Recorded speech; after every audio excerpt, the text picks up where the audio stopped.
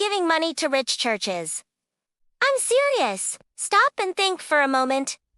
Look at the size of the building. Look at the gold, the marble, the luxury. Now, look at what the priest or pastor is driving. Then look at the people sitting in the pews.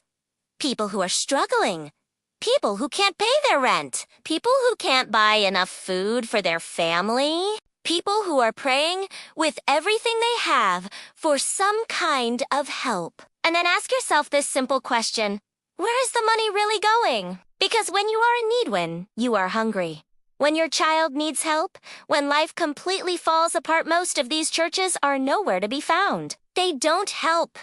They don't show up. They don't give back.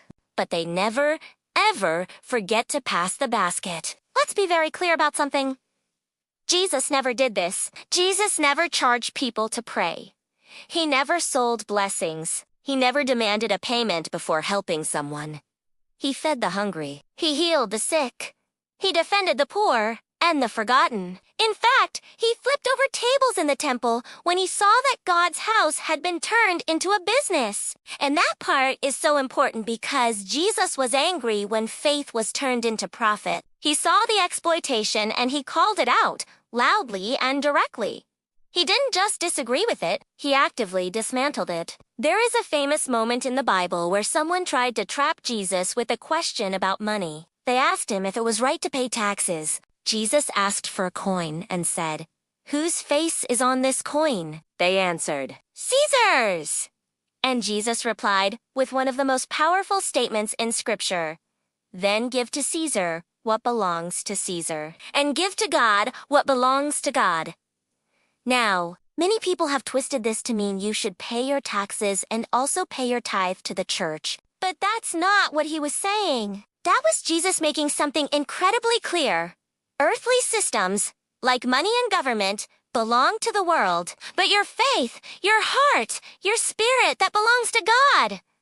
God does not need gold buildings. God does not need luxury cars. God does not need your last dollar, especially when you need it for your own survival. What belongs to God is your love, your compassion, your integrity. These are the things you give to God.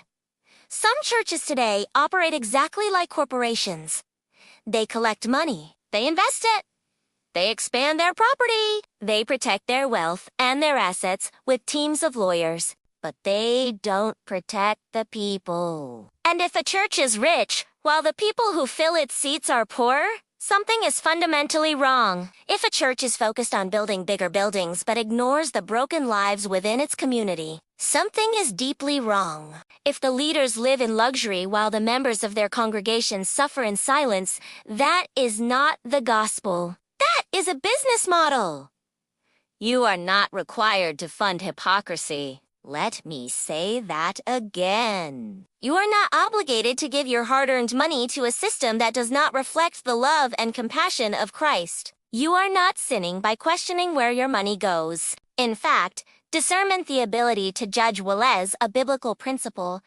Helping people directly is biblical. Feeding a hungry neighbor is biblical. Praying at home in truth and sincerity is biblical. Jesus himself said, "Where 2 or 3 are gathered in my name, there I am among them." He didn't say, "Where 200 or 300 have paid for a ticket." God hears you anywhere and everywhere. He does not live behind a donation box. So what does true giving look like? What is the kind of offering that truly belongs to God? Real giving looks like feeding the hungry. It looks like helping a family in your neighborhood pay their electric bill. It looks like supporting the weak, protecting vulnerable children, and standing for truth, even when it's unpopular. It's about action. It's about love made visible. It's not about funding gold ceilings. It's not about paying for a pastor's lavish lifestyle. And it is certainly not about giving in to manipulation that uses fear and guilt to open your wallet. I've seen it firsthand. I've seen people give their grocery money to a building fund, believing it was God's will, only to go home to an empty pantry. I've seen churches with millions in the bank turn away a single mother who just needed a few $100s to avoid eviction.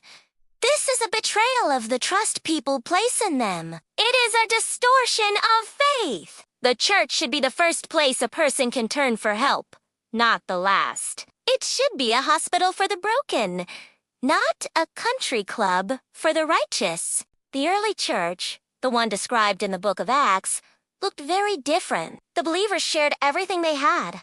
They sold their possessions to give to anyone who had need. There was a sense of community, of radical generosity. They were taking care of each other. Their wealth wasn't in a building. It was in their relationships and their shared commitment to living out the teachings of Jesus.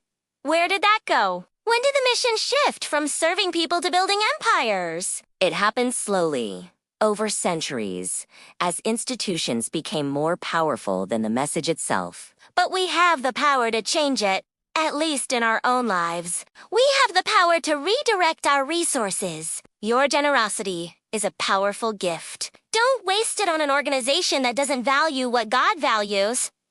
God values people. He values justice. He values mercy.